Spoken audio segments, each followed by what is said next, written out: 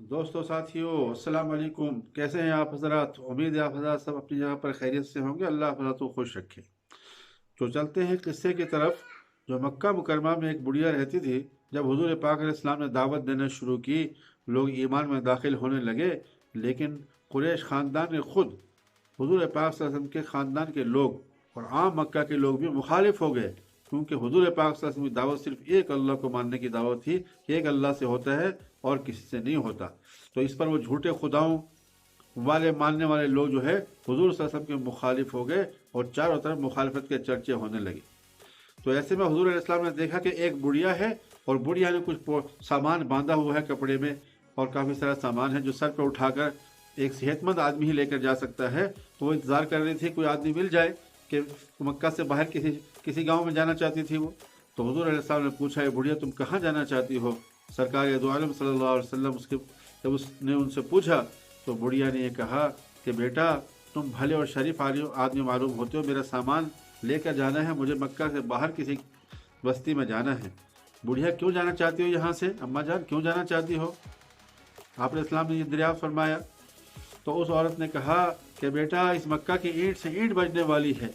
यहाँ कुरैश ख़ानदान में एक मोहम्मद नामी शख्स है जो एक खुदा की तरफ बुलाता है और नया दीन उसने ईजाद कर दिया है। कहता सिर्फ एक खुदा को मानो, बाकी सारे खुदा झूठे हैं। मुझे ऐसा लगता है कि मक्का की ईंट से ईंट बजने वाली है, इसलिए मैं चाहती हूँ कि मक्का की वीरानी और बर्बादी को अपनी आंखों से ना देखूँ, और उस आदमी की जो सिर्फ जिसने नया दीन ईजाद कर दिया है और बाकी सारे खुदाओं को झूठा कहता है, तो उसकी आवाज़ मेरे कानों में ना पड़ जाए। मैं इसलिए जल्द अज जल्द मक्का से छोड़कर दूसरी बस्ती में शिफ्ट होना चाहती हूँ। हुजूर साहब ने सरकार दो आलम सल्लल्लाहु अलैहि वसल्लम ने कुछ न फरमाया और कहा कि अम्मा जान, क्या मैं आपका सामान उठा कर ले चलूँ? अम्मा जान ने कहा, बिल्कुल आप ले चले, तो बहुत अच्छी बात है, मैं कुछ उजरत भी दूंगी। तो आपने इस्लाम ने सामान सर पर रखा और चल दिए। साथ साथ वो नसीहत करती रह गई, बेटा उससे बच के रहना, तुम्हारे कानों में उसकी आवाज़ ना पड़ जाए। जब आप इस्लाम ने सामान वहाँ उतार दिया और कहा कि अम्मा जान मुझे इजाज़त है, मैं जाऊँ अब, उस बुढ़िया ने कहा, मेरी नसीहत याद रखना कि उस आदमी से बच कर रहना, उस मोहम्मद नामी शख्स की बात ना सुनना, जिसने पूरे मक्का में हंगामा बर्पा किया हुआ, उसकी बात ना सुनना। सरकार दो आलम सल्लल्लाहु अलैहि वसल्लम ने कुछ जवाब दिए बगैर खामोशी इख्तियार की। जाने लगे तो उस बुढ़िया ने कहा कि बेटा, एक बात तो बताओ, अपना नाम बताओ, अपने ख़ानदान का बताओ, अपने बाप का पता बताओ, तुम्हारा ख़ानदान कौन सा है, तुम्हारा नाम क्या है? इतना भला आदमी मक्का में रहता है ताकि मैं याद कर सकूं, तुम्हारा जिक्र किसी से कर सकूं।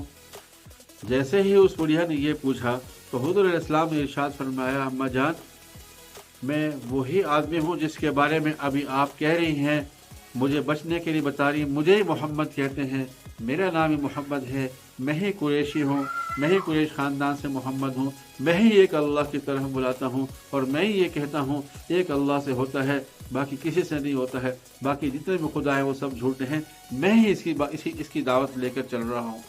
उस बुढ़िया ने कहा, अच्छा आप ही वो शख्स हैं? अल्लाह अकबर, अगर आप ही वो शख्स हैं तो आपका चेहरा झूठा नहीं हो सकता।